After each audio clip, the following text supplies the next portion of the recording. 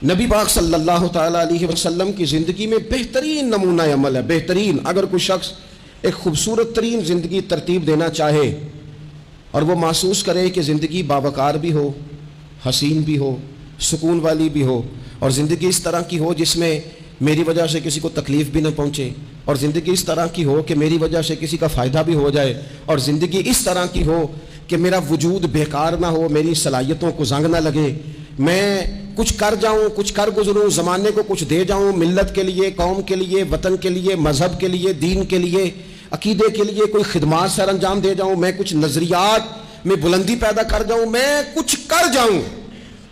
اگر کچھ چاہے کہ میں کچھ کر جاؤں تو لقد کان لکم فی رسول اللہ اسوۃ حسنہ، پھر اس کے لیے میرے نبی پاک کی زندگی ایک بہترین نمونہ ہے.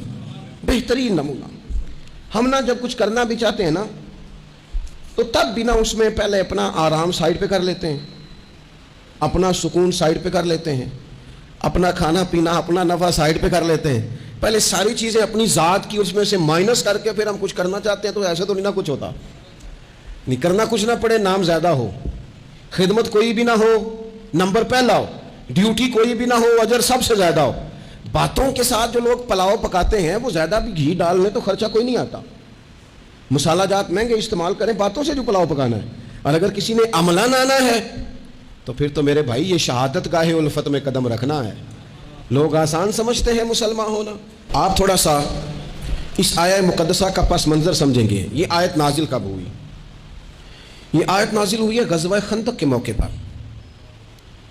سارے عرب قبائل جمع ہو کے یک بار کی انہوں نے حملہ کر دیا مدینہ طیبہ پہ.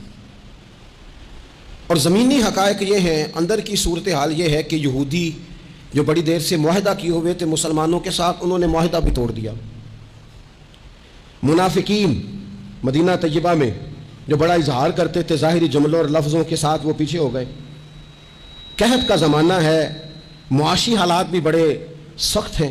اب ان حالات میں سارے کا سارا عرب کفر جو ہے وہ جمع ہو کے آ گیا. اب حضور نے ان کے خلاف کھڑے ہونا ہے. صحابہ کو جمع کیا گیا، مشاورت کی گئی، اب کیا کیا جائے. حضرت سلمان فارسی رضی اللہ تعالیٰ عنہ نے مشورہ دیا کہ یا رسول اللہ صلی اللہ تعالیٰ علیہ وسلم، ہمارے علاقے میں یوں ہوتا ہے کہ جب اس طرح کا معاملہ ہو تو خندق کھودی جاتی ہے، اس میں آگ جلائی جاتی ہے اور پھر دشمن سے مقابلہ کیا جاتا ہے. اب خندق کھودنی ہے اور اتنی بڑی کھودنی ہے کہ گھوڑا اس کو کراس نہ کر سکے، تو اس کے لیے بھی تو اسباب چاہیے. یعنی اندر بھی حالات اس طرح کے نہیں ہیں. جو مدینہ طیبہ کے اندر جو آبادیاں موجود ہیں وہ بھی سارے ظاہری طور پر ساتھ چھوڑ چکے ہیں، اور سامنے جو لوگ آئے ہیں وہ سارے جمع ہو کے یکبارگی آئے. اب مقابلہ ہے اور مالی حالات بھی کمزور ہیں. حضور نے فرمایا کھودو بھائی خندق. کیا غریبوں کے بچے صرف دکھ اٹھائیں گے؟ مسکینوں کے بچے صرف دنیا میں دکھ اٹھائیں گے؟ حضور نے لوگوں کی اس بات کو غلط کیا. جس طرح باقی لوگ خندق کھودنے میں مشغول تھے، اللہ کے رسول خود بھی مشغول ہو گئے.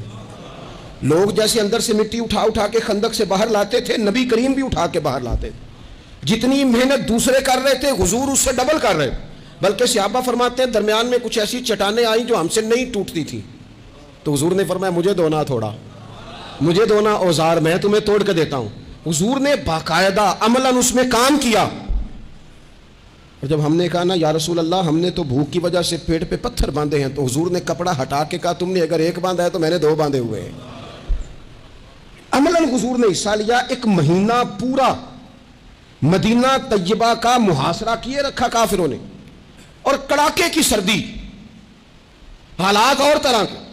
ان سارے حالات میں یوں ڈٹ کے میرے رسول کریم نے مقابلہ کیا، یوں ڈٹ کے مقابلہ کیا کہ وہ جو آئے تھے نا مہینہ پورے کے لیے اور سارے جمع ہو کے آئے تھے، نتیجہ یہ نکلا کہ وہ ایک دوسرے کو برا بھلا کہنے لگے. تو غدار ہے، دوسرا قبیلہ کہتا تو غدار ہے، تو نے کہا تھا جیت جائیں گے، تو ہمیں لے کے آیا تھا، تو نے شرارت کی تھی. 1 مہینہ محاصرہ کرنے کے بعد وہ سارے وہاں سے خائب و خاسر ہو کر ذلیل و رسوا ہو کے نکل گئے.